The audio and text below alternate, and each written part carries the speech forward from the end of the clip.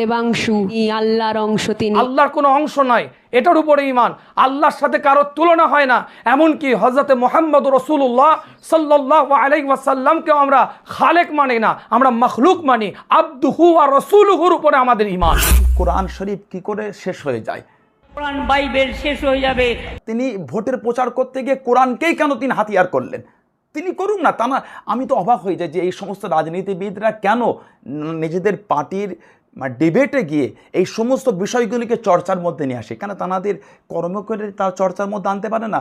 কোন পার্টি কি ডেভেলপ করেছে, কত হসপিটাল, কত স্কুল, কত ইউনিভার্সিটি, কত ডেভেলপের কী করছে, রাস্তাঘাট করেছে, গরিবের পাশে দাঁড়িয়েছে, গরিবকে সাহায্য করেছে, এডুকেশনকে কত ডেভেলপ করেছে, সেগুলো গেলে চর্চা হোক না। কোরআন এমন একটা গ্রন্থ, আগে আমাদের সিএমকে এটা জানা দরকার। যে কোনো একটা সাবজেক্ট নিয়ে কথা বলার পূর্বে সেটাকে নিয়ে ওনার স্টাডি করা দরকার। উনি বলে নয়, যে কোনো মানুষ যখন কথা বলবে একটা ধর্ম নিয়ে, আমি যদি একটা আল্লাহ এক, আল্লাহর কোনো আওলাদ নেই, আল্লাহ কার আওলাদ নন, আল্লাহর বরাবর কেউ নন, আল্লাহ বেনিয়াজ, আল্লাহর সাথে কারো শরিক করা যাবে না। লোকসভা নির্বাচন চলাকালীন ভোট প্রচারের মঞ্চে মুখ্যমন্ত্রী মমতা বন্দ্যোপাধ্যায়কে একটি শব্দ ব্যবহার করতে দেখা গেছে, কোরআন শেষ হয়ে যাবে, বাইবেল শেষ হয়ে যাবে, তবু উন্নয়ন শেষ হবে না।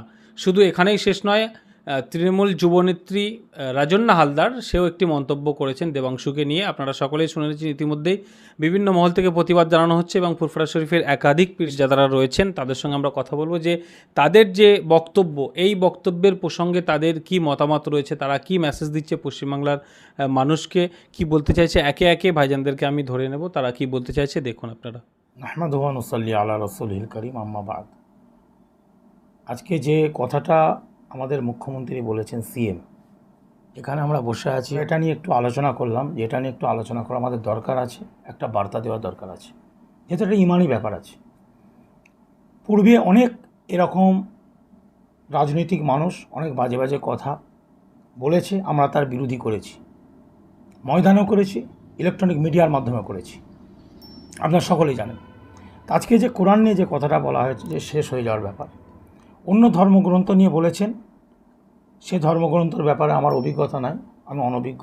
কিন্তু কোরআনের ব্যাপারে স্টাডি আমাদের আছে, আমার অভিজ্ঞতা আছে বলে আমি বলছি, যেহেতু এটা আমার ধর্মগ্রন্থ, ইসলাম আমার রাসূল পাক সাল্লাল্লাহু আলাইহি ওয়াসাল্লাম নাযিল হয়েছে। আল্লাহ পাক কোরআন পাকের মধ্যে সূরাতুল হিজর 9 নম্বর আয়াতে বলছেন, বিসমিল্লাহির রহমানির রহিম, ইন্না নাহনু নাযালনা যিকরা ওয়া ইন্না লাহু লাহাফিজুন। এই কোরআনকে অবশ্যই আল্লাহ পাক নাজিল করেছেন এবং আল্লাহ পাকই হেফাজত করবেন, আল্লাহ পাক নিজে হেফাজত করবেন। কোরআন এমন একটা গ্রন্থ, আগে আমাদের সিএমকে এটা জানা দরকার। যে কোনো একটা সাবজেক্ট নিয়ে কথা বলার পূর্বে সেটাকে নিয়ে ওনার স্টাডি করা দরকার। উনি বলে নয়, যে কোনো মানুষ যখন কথা বলবে একটা ধর্ম নিয়ে, আমি যদি একটা অন্য ধর্ম নিয়ে আলোচনা করি, আমাকে সে ধর্মটাকে নিয়ে আগে নিজেকে ভালো করে জানতে হবে, জানার বাদে একটা কথা বলা দরকার। না একটা ভাবাবেগের উপর একটা আঘাত করার ব্যাপার এসে যায়, যেটা আমরা খুব দুঃখিত, ব্যথিত। আমরা সবসময় শান্তি চাই, সম্প্রীতি চাই, ভালোবাসা চাই, ধর্মটা ধর্মের জায়গায় থাকবে, যেটা নিয়ে আমরা লড়াই করে আসছি। আমার দাদারা লড়াই করে এসেছে যে ধর্মটা ধর্মের জায়গায় থাকুক, রাজনীতির জায়গায় থাকুক। কিন্তু এরকম একটা উনি যে বললেন, সত্যি এটা খুবই দুঃখিত, ব্যথিত। তো এই কোরআন এমন একটা গ্রন্থ যে কোরআনের হেফাজত আল্লাহ করেন, এবং এই কোরআনটাকে যদি কেউ, যে কোরআনটা আমরা কিতাব আকারে পড়ছি, যদি কেউ পুরো পুড়িয়েও ফেলে, নষ্টও করে দেয়, একটাও কিতাব আকারে কোরআন নয়, যেটা লেখা আছে ছাপা হতে পারে, একটাও নয়। কিন্তু সেই কোরআন আল্লাহ পাক মানুষের অন্তরের মধ্যে, হাফিজ যারা, তাদের সিনাতে আল্লাহ হেফাজত করে রেখেছেন, এবং লৌহে মাহফুজে যেটা আছে, এ কোরআন কোনো দিন নষ্ট হবে না। এটা হাদাস নয়, এটা কাদিম, এক কথায় এটা অবিনশ্বর, এটা নশ্বর নয়, এবং এটা মখলুক নয়। আমাদের যেটা শরিয়াতের বা আমাদের যেটা ল অ্যান্ড অর্ডার, আমাদের ইসলামের যে আইন আছে তাতে যেটা। অতএব এই কথাটার জন্য দুঃখিত। আমি মনে করি আমাদের সিএমের উচিত যে কথাটা বলেছেন, ক্ষমাপ্রার্থী হয়ে একটা ক্ষমা চেয়ে, যেহেতু এটা ধর্মের ব্যাপার আছে, একটা ইমানি ব্যাপার আছে, আমাদের বিশ্বাসের ব্যাপার, বিশ্বাসের উপর একটা আঘাত এসেছে, এই জন্য এটা ক্ষমা চাইলে ব্যাস, এটাই আমরা চাই। শাসক দলের নেত্রী, একজন প্রচারক, টিএমসি পার্টির প্রচারক মহিলা, রাজন্না সম্ভবত তাঁর নাম, তিনি একটা উক্তি করেছেন যে দেবের অংশ, তারপর ঈশ্বরের অংশ, তারপর আল্লাহর অংশ। তিনি যে এই বক্তব্যটা রেখেছেন, তানাদের একজন পার্টির মেম্বার যিনি প্রার্থী হয়েছেন, এমপির প্রার্থী হয়েছেন, তো তানার প্রশংসা করতে গিয়ে তিনি এই বক্তব্য রেখেছেন। এখন অন্যান্য ধর্মগুরুরা কি বলবেন তাদের ব্যাপার, কেন আমার অভিজ্ঞতা নেই যে দেবের অংশ হতে পারে কি পারে না, কেউ ঈশ্বরের অংশ হতে পারে কি পারে না সেটা ফাদার বলতে পারবেন। তো আমরা ধর্মগুরু হিসেবে আমরা যেটা জানি, আল্লাহ পাক রব্বুল আলামিন কোরআন মাজিদের মধ্যে বলেছেন, কুল হু আল্লাহু আহাদ আল্লাহুস সামাদ লাম ইয়ালিদ ওয়ালাম ইউলাদ ওয়ালাম ইয়াকুল লাহু কুফুয়ান আহাদ। আমাদের নবীকে প্রথমে সম্বোধন করে আল্লাহ বলছেন, হে নবী আপনি বলে দিন আল্লাহ এক, আল্লাহর কোনো আওলাদ নেই, আল্লাহ কারো আওলাদ নন, আল্লাহর বরাবর কেউ নন, আল্লাহ বেনিয়াজ, আল্লাহর সাথে কারো শরিক করা যাবে না। তো উনি আল্লাহর সাথে শরিক করেছেন, তার জন্য এটা গুরুতর অপরাধ করেছেন উনি। ওনার উচিত অবিলম্বে, মুসলিম ভাবাবেগের উপরে আঘাত এসেছে, তাই অবিলম্বে ওনাকে ক্ষমা চাইতে হবে, এটা আমাদের দাবি। আমরা চাইব অবশ্যই উনি ক্ষমা চাইবেন এবং দেশবাসীর কাছে ক্ষমা চেয়ে ওই কথাটা উইথড্র করে নেবেন, এটাই আমরা আশা রাখি। আপনি ইতিমধ্যেই আমার দুটো বড় ভাই, সিনিয়র ভাইজানদের মুখ থেকে শুনেছেন তানাদের ব্যক্তিগত উক্তি, এবং আমরা সব ভাইয়েরা বসে যে আলোচনা হয়েছে সেই আলোচনায় তাঁরা ফেস করেছেন। এটা সত্যি একটা খুব নিন্দনীয় বিষয়, একটা খুব মানে ইসলাম সম্প্রদায় মানুষদের ধর্মের উপর একটা আঘাত এসেছে, এটা খুব দুঃখজনক বিষয়। আমরা খুব ব্যথিত, দুঃখ পেয়েছি। এরকম শব্দচয়ন একটা রাজ্যের সিএমের মুখ থেকে আমরা কোনোদিন আশাবাদী ছিলাম না, তারপরেও তিনি এই শব্দ চয়ন করেছেন। এই শব্দ চয়ন ওনার মুখ থেকে শোভা পায় না। যে জঘন্য শব্দ উনি চয়ন করেছেন, ভাইজান বলেছেন যে এর জন্য তিনি অবিলম্বে মানে তানার ভুলটাকে উইথড্র করে নেওয়া এবং তিনি ক্ষমাপ্রার্থী হওয়া, তানার মানে পেজ থেকে, তানার পার্টির পেজ থেকে এই বিষয়ে তিনি বাংলার জনগণ, বিশ্বের মুসলিম উম্মার কাছে তিনি একটা বিবৃতি জানাবেন, এই আশাবাদী আমরা তানার কাছে। কেননা তিনি রাজ্যের সিএম, তিনি একজন দায়িত্বপ্রাপ্তা, তানার ওপর এই গোটা রাজ্যের দায়িত্ব আছে। তিনি যদি এই শব্দ চয়ন করেন, রাজ্যের অন্য মন্ত্রীরা কী করবে? আমরা বিগততে দেখেছি এবং বর্তমানে দেখছি যে বিভিন্ন সময় ইসলামকে টার্গেট করা হচ্ছে বিভিন্ন অ্যাঙ্গেল থেকে, বিভিন্ন সাইড থেকে। কেন? আমরা ভাবি এটাই যে ইসলামকে এত টার্গেট করা হচ্ছে কেন? গোটা পৃথিবী জুড়ে আজকে ইসলামকে যেন একটা কীরকমভাবে দেখা হচ্ছে, কারণটা কি? আলহামদুলিল্লাহ, তারপরও কিন্তু গোটা পৃথিবীর মানচিত্রে ইসলামের পতাকা কিন্তু উড়েই যাচ্ছে। আমি গত কদিন আগে একটা সমীক্ষা দেখছিলাম, ভারতবর্ষের একজন খুব হায়ার এডুকেটেড পার্সন, আপনাদের মতন মিডিয়ার মধ্য দিয়ে দেখলাম, তিনি বলছেন ভারতবর্ষে মুসলমানের সংখ্যা দিন দিন বৃদ্ধি পাচ্ছে। আলহামদুলিল্লাহ, দেখেন গোটা ভারত জুড়ে দেখেন যেভাবে মুসলমানদের করে একটা নোংরাভাবে আক্রমণ করা হচ্ছে। গত কদিন আগে আমরা দেখলাম আসাম থেকে একজন ব্যক্তি এসে আমাদের আসাম মানে ওই রকম ব্যক্তি কী করে দায়িত্ব পায়, এটা আমাকে ভাবতে অবাক লাগে। ভারতবর্ষের মানচিত্রে তিনি আমাদের বাংলায় এসে কি জঘন্য জঘন্য শব্দগুলো ব্যবহার করে গেলেন, এটা তাঁর মেন্টালিটির পরিচয় দেয়। তিনি কি জঘন্য মেন্টালিটির ব্যক্তি একজন। আমার সাথে তাঁর ব্যক্তিগত অশান্তি থাকতেই পারে, রাজনৈতিক ডিভাইড থাকতেই পারে, তা বলে একটা সম্প্রদায়কে এত জঘন্য শব্দ দ্বারা অ্যাটাক করবে, এটা কোনো আশা পায় না। দেখেন ভারতবর্ষের প্রধানমন্ত্রী বলেন, স্বরাষ্ট্রমন্ত্রী, তিনি যে শব্দগুলো চয়ন করছেন বকলমে ইসলামের বিরুদ্ধে, সত্যি এটা দুঃখজনক। এবারের প্রধানমন্ত্রী যদি শব্দ ইসলামের বিরুদ্ধে এরকম শব্দ চয়ন হয়, সত্যি তার অবাক লাগে যে ভারতবর্ষে যে কীরকম একজন মানুষ নেতৃত্ব দিয়ে যাচ্ছেন। এগুলো অবাক করে আমাদের এবং কষ্ট দেয়। আজকে আমার রাজ্যের মুখ্যমন্ত্রী যে শব্দ চয়ন করেছে, কোরআন শরীফের একটা আয়াত আছে সূরা কাহফের 109 নম্বর আয়াত, কুল্লাউ কানাল বাহরু মিদাদান লিকালিমাতি রাব্বি লানাফিদাল বাহরু কাবলা আন তানফাদা কালিমাতু রাব্বি ওয়ালাউ জিনা বিমিসলিহি মাদাদা। আল্লাহ পাক কোরআন শরীফে বলেছে নবী পাক সাল্লাল্লাহু আলাইহি ওয়াসাল্লামকে, হাবিব আপনি বলুন আল্লাহ পাকের কথা, রব্বুল আলামিন আল্লাহ পাকের বিষয় যদি আমরা লিখতে চাই, সেই লেখার জন্য কালি যদি আমরা সমুদ্র পানিকে কালি হিসাবে নিয়ে নিই, সমুদ্র পানি শেষ হয়ে যাবে। যদি সেই অনুরূপ পরিমাণ আবার সমুদ্র পানি নেওয়া হয়, সমুদ্র পানি শেষ হয়ে যাবে। কিন্তু আল্লাহ পাকের তানার সিফাত, তানার প্রশংসা, তানার মাকাম আমরা লিখে শেষ করতে পারবো না। তাই তাহলে সমুদ্র পানি শেষ হয়ে যাবে, আবার অনুরূপ সমুদ্র নিলে সেই পানিও শেষ হয়ে যাবে, তারপরও আল্লাহ পাকের তার সিফাত আমরা লিখে শেষ করতে পারবো না। তাহলে সেই কোরআন শরীফ কি করে শেষ হয়ে যায়? তিনি ভোটের প্রচার করতে গিয়ে কোরআনকেই কেন তিনি হাতিয়ার করলেন? তিনি করুন না, তা না আমি তো অবাক হয়ে যাই যে এই সমস্ত রাজনীতিবিদরা কেন নিজেদের পার্টির ডিবেটে গিয়ে এই সমস্ত বিষয়গুলিকে চর্চার মধ্যে নিয়ে আসে। কেন তাদের কর্ম করে তার চর্চার মধ্যে আনতে পারে না? কোন পার্টি কী ডেভেলপ করেছে, কত হসপিটাল, কত স্কুল, কত ইউনিভার্সিটি, কত ডেভেলপের কী করছে, রাস্তাঘাট করেছে, গরিবের পাশে দাঁড়িয়েছে, গরিবকে সাহায্য করেছে, এডুকেশনকে কত ডেভেলপ করেছে, সেগুলো গেলে চর্চা হোক না, সেগুলো চর্চার বিষয় হোক না। কেন আজকে চর্চার বিষয় ধর্ম হচ্ছে? শুধু ইসলাম বলে নয়, অন্য সম্প্রদায়কে কেন রাজনীতির মধ্যে নিয়ে চর্চা করা হবে? এটা জঘন্য মেন্টালিটি। এগুলো আমরা ধিৎকার জানি, এগুলোকে হীন মানসিকতার পরিচয়, সেটা যেই হোক। আমার কাছে আমার ধর্মের থেকে বড় কেউ নয়, আমার কাছে আমার আল্লাহ বড়, রব্বুল আলামিন আল্লাহ, ওটা আমার ইমান। আমার কাছে আমার নবী বড়। হাম আপনি গর্দান কোট কাটা সকতা হ্যায়, ইমান কা সৌদা কবি নাই করেঙ্গে ইনশাআল্লাহ। আমার এই ইমানের উপর মজবুত। তাই আমি আশাবাদী তিনি এই বিষয়ে বিবৃতি প্রকাশ করবেন, তিনি এই বিষয়ে তানার পার্টির পেজ থেকে বা তিনি ভিডিও বার্তা দ্বারা বিবৃতি দেবেন, বাংলার সম্প্রীতির জন্য, বাংলার শান্তির জন্য, বাংলার আপনার ইসলাম সম্প্রদায়ের মানুষদের এই যে ভাবাবেগে আঘাত করেছে, গোটা পৃথিবীর ইসলাম সম্প্রদায়কে দুঃখ দিয়েছে, সেই জায়গাটাকে পরিবর্তন করার জন্য, সুন্দর পরিবেশকে অটুট রাখার জন্য আশাবাদী তিনি এর ওপরে কোনো বিবৃতি দেবেন, এই আশা তো আমার কাছে রাখে। আলহামদুলিল্লাহ, ঐতিহাসিক ফুরফুরা শরীফের যে ইতিহাস জড়িয়ে আছে, 800 বছরের ইতিহাস, সেই ইতিহাসের মাধ্যম দিয়ে আমরা ভ্রাতৃত্ব, মানবতা, সম্প্রীতির বন্ধন খুঁজে পাই। বিশেষ করে ফুরফুরা শরীফের স্বর্ণযুগ জানাকে নিয়ে মুজাদ্দিদে জামান কুতুবুল আলম আমিরুশ শরিয়াত পীর আবু বকর সিদ্দিক রহমাতুল্লাহ আলাইহ, তিনিও একজন সম্প্রীতির মানুষ ছিলেন, ভ্রাতৃত্বের মানুষ ছিলেন, মানবতার মানুষ ছিলেন।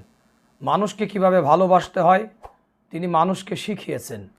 তাই তেনার আজ প্রসিদ্ধতা, সর্ব ধর্মের মানুষের কাছে তেনার জনপ্রিয়তা, পরবর্তী তানার প্রজন্মের প্রত্যেকটা মানুষের সেই জনপ্রিয়তা কিন্তু একইভাবে আছে ভ্রাতৃত্বের বাতাবরণের মাধ্যম দিয়ে, সম্প্রীতির বাতাবরণের মাধ্যম দিয়ে। আলহামদুলিল্লাহ, আজকে দরবারে ফুরফুরা শরীফের একাধিক পীরজাদাদের সমন্বয়ে আজকে আমরা একটা SSTV পাবলিকের মাধ্যমে মানুষকে বার্তা দিতে এসেছি বা বার্তা দিচ্ছি। আজকে একটা বিষয় যে পীরজাদা ভাইয়েরা আলোচনা করেছেন, যে আজকে আমাদের রাজ্যের যিনি CM মুখ্যমন্ত্রী, তিনি একটা বিবৃতি দিয়েছেন, তিনি একটা বক্তব্য দিয়েছেন।